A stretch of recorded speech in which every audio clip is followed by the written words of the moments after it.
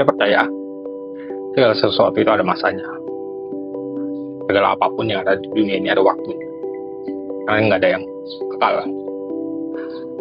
Sama halnya kayak saya berusaha membangun marketplace toko online.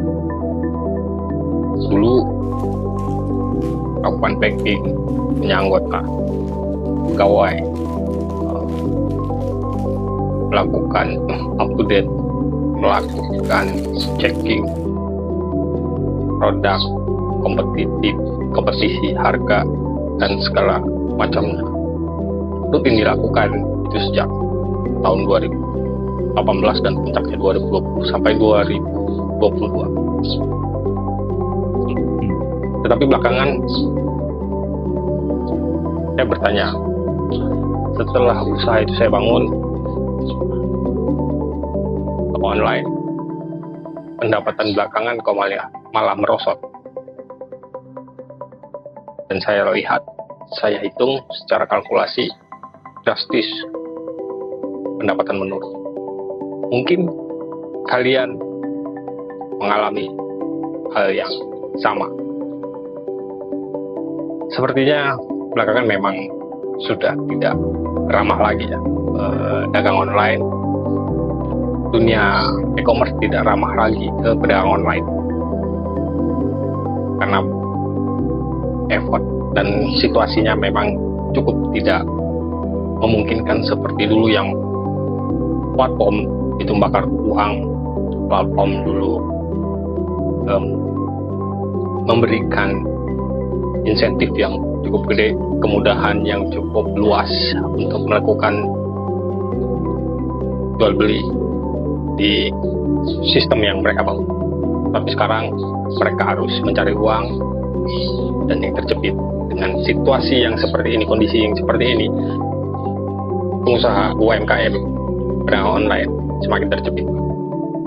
Jujur, kalian juga pasti seperti mengalami hal yang sama seperti yang saya alami, dan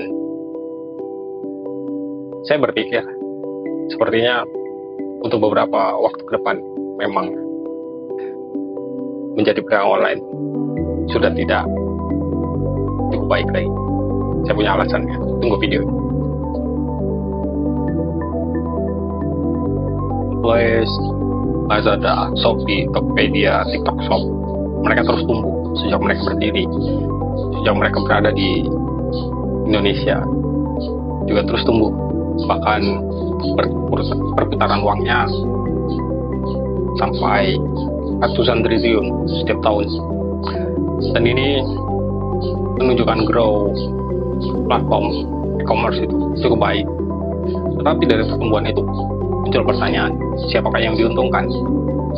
Seller, pemerintah, atau platform e-commerce? Datanya bicara sendiri ya. Survei dari berbagai komunitas menunjukkan bahwa 60%, lebih dari 60% seller online atau pedagang online, margin keuntungannya di bawah 10%. Ini sangat mengkhawatirkan, sangat ironi ketika dibandingkan dengan pertumbuhan pendapatan atau perputaran uang di e-commerce atau di platform e-commerce. Di video ini saya akan breakdown 5 alasan untuk beberapa waktu ke depan, mungkin setahun 2 tahun, karena kita tidak tahu kondisi ekonominya akan berubah, karena ya itu bergantung perubahan kondisi ekonomi, bahwa bisnis online atau toko online itu tidak akan menguntungkan seller. Jadi 5 alasan saya akan breakdown toko online itu tidak akan menguntungkan. Dan pertama, pedagang online atau seller online itu tidak akan memiliki database pelanggan. Ya, ini berdasarkan kebijakan sistem yang diberlakukan oleh platform, seluruh platform, entah itu Lazada, Shopee, Tokopedia, TikTok Shop. Dulu sih awal-awal Shopee, Lazada masih membuka database pelanggan. Itu seller online masih bisa mengumpulkan database-nya, alamat kon. Itu masih di awal-awal. Tapi kemudian kalau nggak salah sekitar 2001 atau 2002 kebijakan itu berubah, semua ditutup sehingga seller online tidak memiliki database pelanggan. Ketika seseorang membeli produk kita di toko kita, nomor kontak, alamat, semua database itu bukan milik seller online, bukan milik perang online, tetapi milik platform. Sudah disembunyikan dan itu kebijakan yang sudah ditetapkan platform. Padahal dalam dunia bisnis, pelanggan itu adalah aset. Pelanggan itu adalah sesuatu yang sangat bernilai karena akan bisa kita kelola, karena bisa di maintenance untuk melakukan pembelian ulang, untuk diajak kembali melakukan proses transaksi, untuk melakukan kembali pelayanan yang lebih baik. Tetapi semua di-cut, semua dipotong database itu. Bayangkan kamu buka warung makan, tapi semua pelanggan yang datang tidak boleh kamu catat namanya, tidak boleh kamu ajak balik lagi, dan besok mereka bisa langsung diarahkan ke warung sebelah. Gitulah rasanya jualan di marketplace. Jadi kita membangun audiens untuk platform, bukan untuk bisnis kita sendiri, padahal produk punya kita, padahal usaha bermuara itu dari kita, tetapi kita tidak punya database. Itu yang pertama. Yang kedua itu soal perang harga yang nggak akan ada habisnya. Jadi habit di marketplace itu, seller itu harus kompetisi perang harga sebagai satu-satunya senjata. Ya, selain layanan, selain produk, kualitas, dan segala macamnya, tapi yang utama itu di platform harus perang harga. Karena bayangkan saya sebagai pembeli membeli celana pendek dengan brand A, lalu produk itu sama dengan brand yang lain, sama persis, kualitas sama, bahan sama. Kalau saya bandingkan harganya, tentu saya akan memilih mana yang lebih murah. Selain karena loyalitas brand, itulah lain hal. Contoh lain misalnya, saya sebagai pembeli membeli produk yang mereknya yang sama di marketplace, tentu saya akan membandingkan produk yang sama, merek yang sama dengan harga yang jauh lebih murah. Dengan harga itu membuat habit spiral atau persaingan yang diikutin. Seller A menurunkan harga, katakanlah menjadi produknya menjadi 10.000, seller B menurunkan kembali menjadi 999. Kemudian seller C yang mengetahui adanya penurunan harga oleh seller B, maka dia turunkan lagi menjadi 9.000, katakanlah 9.899, dan itu akan terus berkelanjutan sampai pada titik marginnya yang paling tipis. Tetapi dari habit itu siapa yang diuntungkan? Apakah seller? Bukan, adalah platform. Karena barang semakin murah, harga semakin murah, penjualan semakin tinggi, komisi ke platform akan semakin banyak. Sementara seller terbagi-bagi jatahnya, harus berkutat dengan persaingan harga. Poin ketiga, banyaknya biaya-biaya yang tidak transparan justru mencekik dan membuat semakin tipis margin laba keuntungan seller. Contoh biaya admin, alokasi iklan, biaya campaign, biaya logistik, biaya returan logistik, lalu biaya voucher ini itu. Kalau dihitung-hitung total semua biaya itu bisa mencapai 40%. Bayangkan jika HPP-nya 100.000, maaf, jika HPP-nya 50.000 dan menjualnya 100.000, artinya kita dapat potongan 40% dari penjualan 100.000, padahal kita udah 2 kali lipat naikin dari HPP.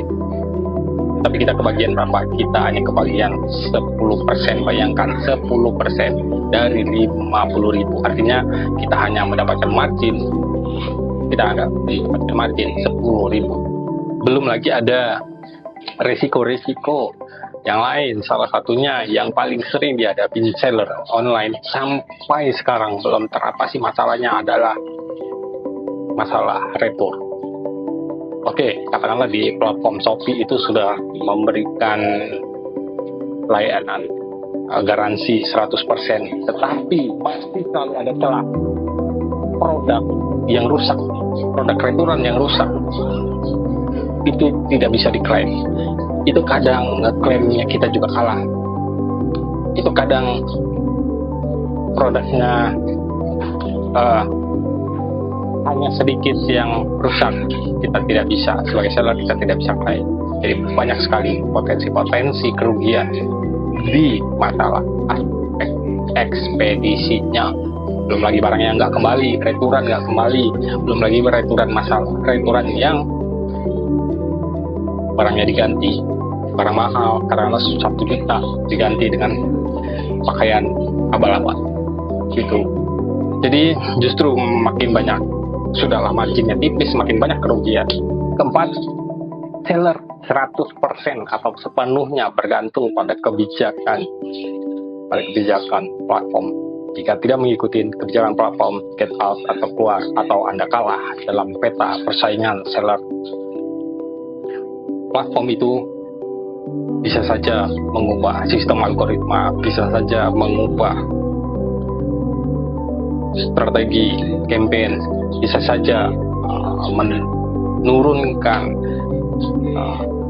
algoritma untuk toko-toko kategori tertentu.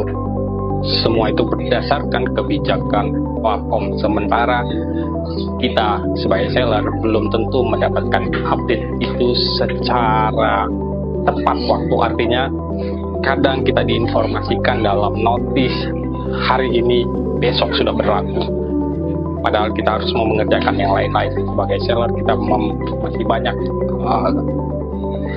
kesibukan lain, sehingga akan merepotkan, sehingga akan memberikan dampak penjualan. Begitulah ketika seller online, pedagang online tidak memiliki daya dalam kebijakan platform. Poin kelima, ini yang penting, silakan dicatat, silakan digarisbawahi, bahwa pedagang online atau seller online secara brand tidak mampu menonjolkan eksistensi brandnya sekuat apapun, karena faktanya hampir seluruhnya pembeli online di platform masing-masing, mereka membeli bukan karena brand tokonya atau bukan karena nama tokonya.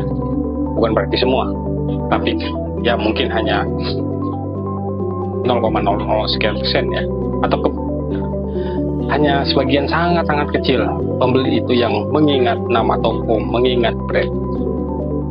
Hampir didominasi pemikiran bahwa mereka membeli karena platform. Contoh Shopee, contoh Tokopedia, contoh TikTok Shop. Begitulah brand awareness ketika orang berbelanja di marketplace.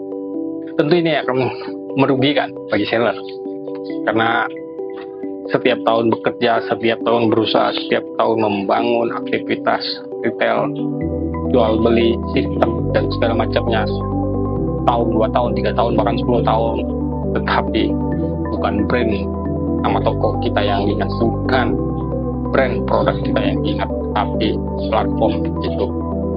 Padahal dalam bisnis retail, brand itu adalah aset. Jadi kita tidak perlu lagi capek-capek suatu waktu pembeli akan datang, mengajak pembeli untuk datang kembali karena mereka sudah ingat brand kita, sudah ingat nama toko kita, sudah ingat nama produk kita. Nah, sayangnya itu tenggelam. Mereka lebih ingat Shopee, mereka lebih ingat Tokopedia, mereka lebih ingat TikTok Shop maupun Lazada. Solusinya bagi kalian atau seller yang kategori marginnya menengah ke atas, katakanlah 80% ke atas, solusinya ubah prioritas. Jangan prioritaskan marketplace lagi sebagai saluran utama jual beli, tetapi bangun media sosial, bisa membangun landing page website sendiri, membangun brand awareness kepada konsumen melalui video-video yang kita ciptakan sendiri, bangun margin secara perlahan dengan tinggi tanpa intervensi pihak lain seperti platform, karena membangun sistem, membangun sendiri itu jauh lebih baik. Jadi banyak seller yang terjebak dengan kenyamanan tingginya omset penjualan, tingginya transaksi penjualan, padahal mereka tidak paham bahwa margin mereka sudah sangat-sangat tipis, hanya 5%, 6%, 7%, rata-rata di bawah 10%, karena digerogotin oleh kebijakan, oleh sistem platform, dan tentu saja ada faktor eksternal seperti daya beli dan segala macamnya.